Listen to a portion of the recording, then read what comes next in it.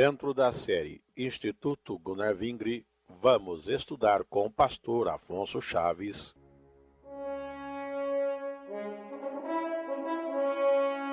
o profeta Obadias.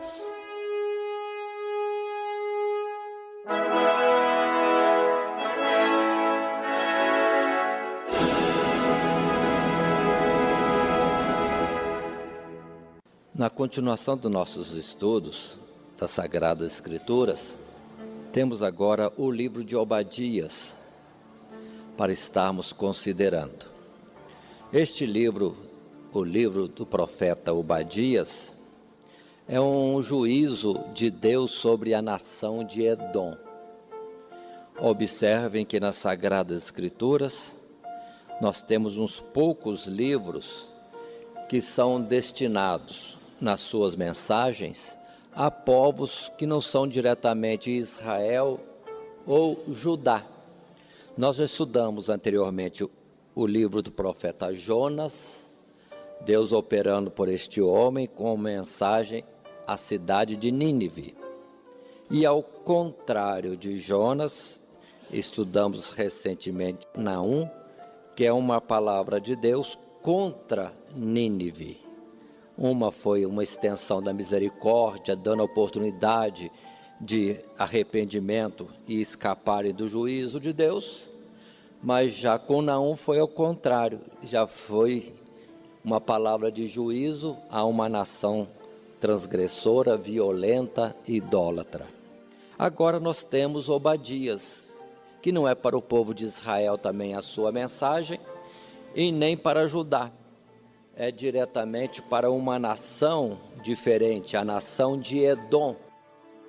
Que é a nação de Edom? Lembremos, Edom é o outro nome de Esaú, ainda que irmão de Jacó, ainda que filhos do mesmo pai Isaque. Quando homens um e o outro, Esaú era terrivelmente contra Jacó. Mas esse ódio passou depois às outras descendências e vemos sempre nas guerras de Israel, do povo de Deus, Edom, nação ao sul de Judá, sempre fazendo parte dos inimigos, sempre se gloriando e se alegrando nos males que vinham sobre o povo de Deus.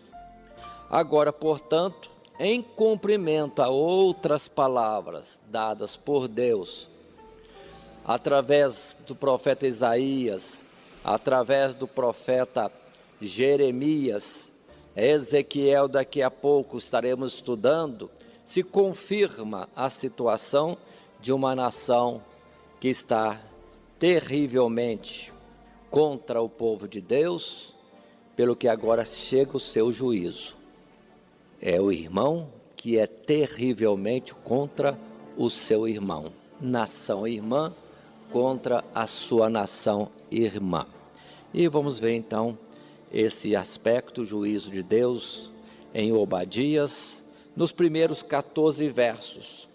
Porque é um livro curto também, seguindo-se depois uma outra mensagem referente ao dia do Senhor, a partir do verso 15. Obadias, o profeta, o seu nome significa servo de Jeová. Agora, de onde é, que época que é, não se diz nas Sagradas Escrituras, porque não há uma referência pela qual se possa deduzir ou termos destacada a época em que isso acontece. Assim sendo, abrindo a Escritura no capítulo 1, verso 1 de Obadias, vamos encontrar a expressão da parte de Deus, escrita pelo profeta, dizendo, verso 1, visão de Obadias, assim diz o Senhor Jeová a respeito de Edom. Observe, a respeito de Edom.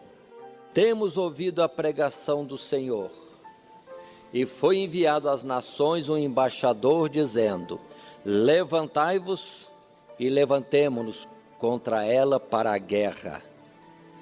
Aí está Deus dizendo que o que viria sobre a nação de Edom era uma guerra para destruição desta nação no juízo de Deus. Se falou anteriormente da Assíria, se falou da Caldeia, se falou de Nínive, agora fala de Edom. E assim Deus dá algumas características deste povo, o povo de Edom. Verso 2: Eis que te fiz pequeno entre as nações, tu és muito desprezado. Verso 3: A soberba do teu coração te enganou, como o que habita nas tendas das rochas, na sua alta morada, que diz no seu coração: quem me derribará em terra? Se te elevares como águia e puseres o teu ninho entre as estrelas, dali te derribarei, diz o Senhor. Paremos.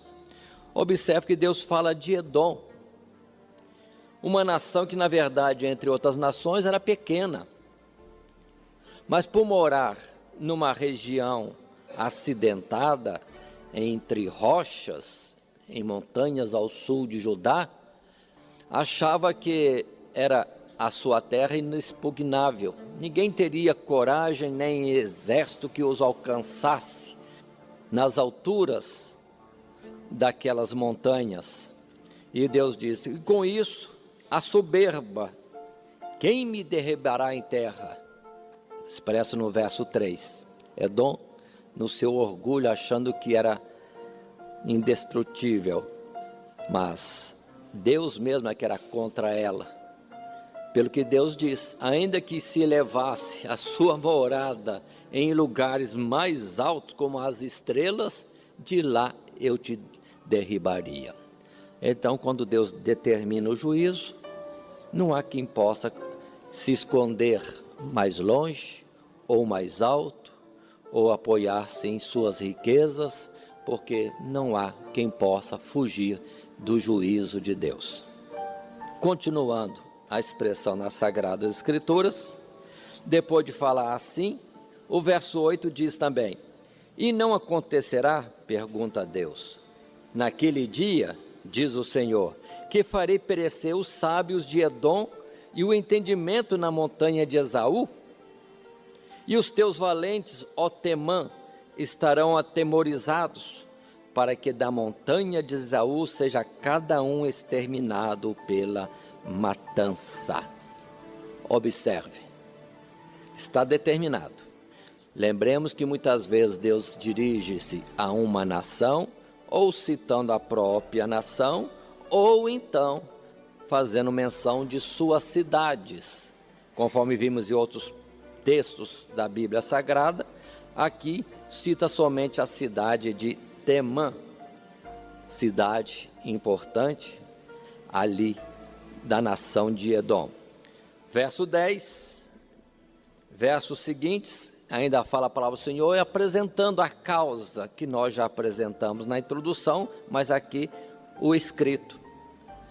Verso 10, por causa da violência feita a teu irmão Jacó, cobrir-te-á confusão, e serás exterminado para sempre. Verso 11, no dia em que estiveste em frente dele, no dia em que os forasteiros levavam cativo o seu exército, e os estranhos entravam pelas suas portas, e lançavam sorte sobre Jerusalém, tu mesmo era um deles. Façamos uma pausa.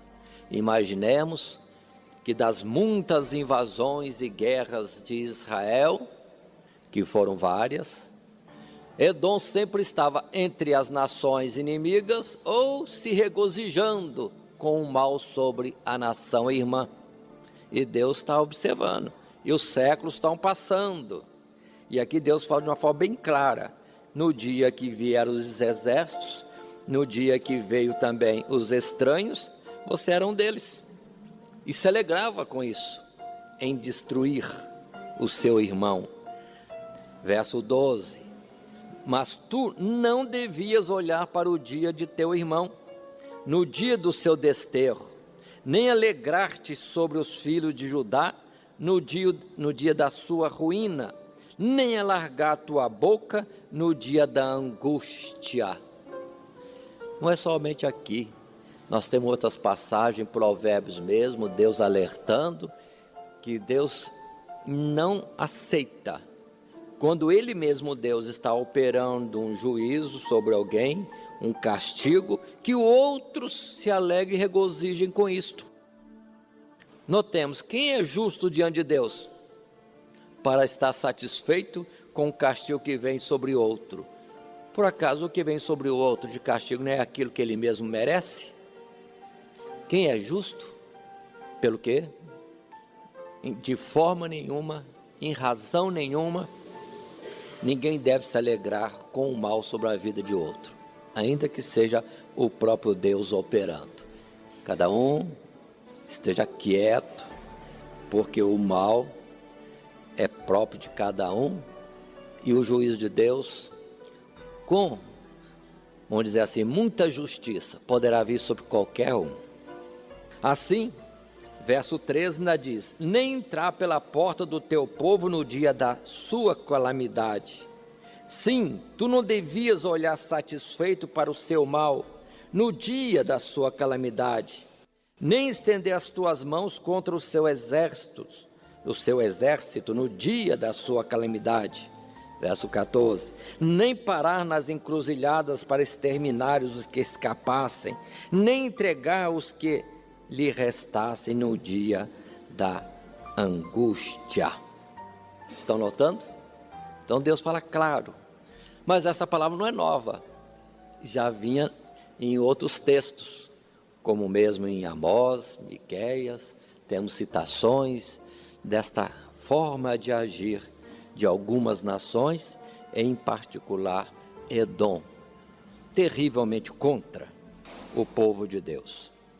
E a palavra vai dizer ainda mais, verso 15: porque o dia do Senhor, agora fala do chamado dia do Senhor, que conforme vimos em outras expressões, em Joel, profeta Joel em especial, é o juízo de Deus. O dia do Senhor é o juízo de Deus reservado em um certo dia sobre a vida de cada um ou cada nação na face da terra.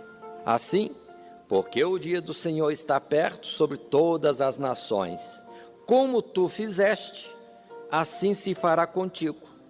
A tua maldade cairá sobre a tua cabeça, porque como vós bebestes no monte da minha santidade, assim beberão de contínuo todas as nações, beberão e engolirão, e serão como se nunca tivessem sido.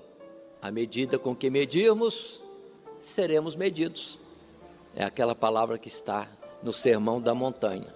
Deus deixou Edom, que é Esaú, continuando com as suas colocações, com a sua ira, alegria e inimizade quase que eterna, mas agora Deus estaria operando com eles, fazendo vir sobre eles aquilo que eles fizeram ou quiseram para os outros. Outra expressão que nós temos também nas Sagradas Escrituras: a cova aberta para outro, o mesmo que cavou, dentro dela estará caindo. Continuando a palavra, verso 17, Deus agora muda a sorte ao dizer: mas no monte Sião haverá livramento, e ele será santo, e os da casa de Jacó possuirão as suas herdades, as suas terras, lugares de sua habitação, e a casa de Jacó será fogo, verso 18, e a casa de José chama, e a casa de Esaú palha, e se acenderão contra eles e os consumirão. Ninguém mais restará da casa de Esaú, porque o Senhor o disse. Paremos. O Senhor vai reverter. Porque se Deus castigou verdadeiramente o seu povo Israel, primeiro as 10 tribos, depois as outras 2, mas tudo isso era castigo para a conversão, sobre eles estaria a misericórdia de Deus para uma restauração futura. E o Monte Sião seria Monte Santo outra vez, habitação, morada do nome de Deus. E também teríamos o caso de que a própria Edom, nação, seria consumida, exterminada. E o povo de Israel possuiria as extensões de terra que cobiçou, ou que Edom cobiçou, seria agora deles totalmente, e o próprio Edom. Assim diz a palavra, verso 19, e os do sul possuirão a montanha de Esaú, e os da planície os filisteus, possuirão também os campos de Efraim, e os campos de Samaria, e Benjamim, e Gileade. Deus está dizendo que o povo dele, quando voltasse, no tempo da plenitude, na restauração operada por Deus, eles teriam de volta toda a terra que era já prometida a Abraão para eles, toda a terra de Gileade que Moisés acrescentou a mais, seria para eles também, mas a terra dos filisteus seria também para eles, e a terra de Edom também seria para Israel. E observe que os filisteus não existiriam mais, e Edom não existiria mais. Entretanto, vamos estar atentos que esta colocação que estamos fazendo, que a palavra diz da posse das terras, nunca aconteceu e nunca vai acontecer, porque a plenitude da bênção de Deus sobre o seu povo não é para esta terra. Levantai-vos e andai, não é aqui o lugar do vosso descanso. Aqui é projeção, que Deus tem muito mais a dar nos lugares celestiais do que aquilo que aqui foi citado como extensão de terras para o povo de Israel. Na verdade, Abraão já entendia isso, porque tinha como pátria sua a celestial, e não alguma extensão de terra na Palestina. Observe que nós temos um povo lá, chamado de Israel, mas é segundo a carne, e a palavra está falando em espírito. Lembrando sempre que as colocações que Deus fazia eram em figura das coisas celestiais. E nós não estamos mais em tempo de olhar para as figuras, mas para o sentido espiritual, porque aquele que está em Cristo Jesus já está em lugares celestiais, conforme diz a palavra. E pelo que devemos estar pensando e olhando para as coisas que são de cima. Se quisermos entender de outra sorte, lembremos que lá no céu houve uma rebelião, anjos diversos saíram para construir para eles um reino para a banda do norte, separando-se de Deus, o Criador, o Todo-Poderoso, mas serão também sentenciados, conforme temos em Apocalipse, lançados no lago de fogo e enxofre, que arde para sempre, e os fiéis, anjos fiéis, e todos os fiéis da terra, que forem arrebatados, transformados para morar nos lugares celestiais, vão ter como herança todos os lugares que foram ali abandonados por não ter mais moradores. Esta é a realidade das coisas de Deus. Por isso que a palavra diz, sendo fiel no pouco, receberemos o muito. Então não olhe para termos terrestres aqui, porque isso nunca aconteceu. E até hoje podemos afirmar, não tem condições de acontecer. Deus fala de forma das coisas celestiais. O verso 21 encerra para nós o que basta deste livro, ao vemos a palavra dizendo, levantar-se-ão salvadores no monte Sião, para julgarem a montanha de Esaú, e o reino será do Senhor. Se atentarmos para outras palavras, como em Apocalipse, não será somente do Senhor, palavras também de Daniel, Isaías, mas o reino único e celestial será do Senhor Deus e de todo o seu povo. E lembremos que esta terra não mais existirá. Estaremos sim nos lugares celestiais, que é o local da morada de Deus. E conforme Apocalipse se diz: eis aqui o lugar da morada de Deus com os seus filhos, a Jerusalém celestial. E assim concluímos este livro de Obadias. Observem como característica: não há repreensão do povo judá, não há repreensão do povo de Israel, nem mesmo se repreende Edom para uma conversão pelo arrependimento. Não, já é o juízo executando-se sobre este povo. E Edom, atentem, sumiu, não existe mais esta nação. A palavra que Obadias disse se cumpriu inteiramente. Que Deus nos abençoe em Cristo Jesus.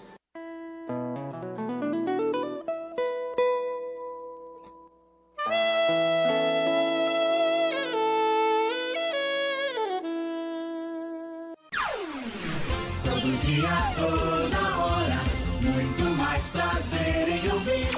Radionete Grata Nova. Web Rádio, a qualidade que faz a diferença, cada vez mais necessária. Rede Grata Nova de Evangelização. Acesse nosso site www.horadadecisão.com.br. Hora da Decisão, tudo junto, sem acento.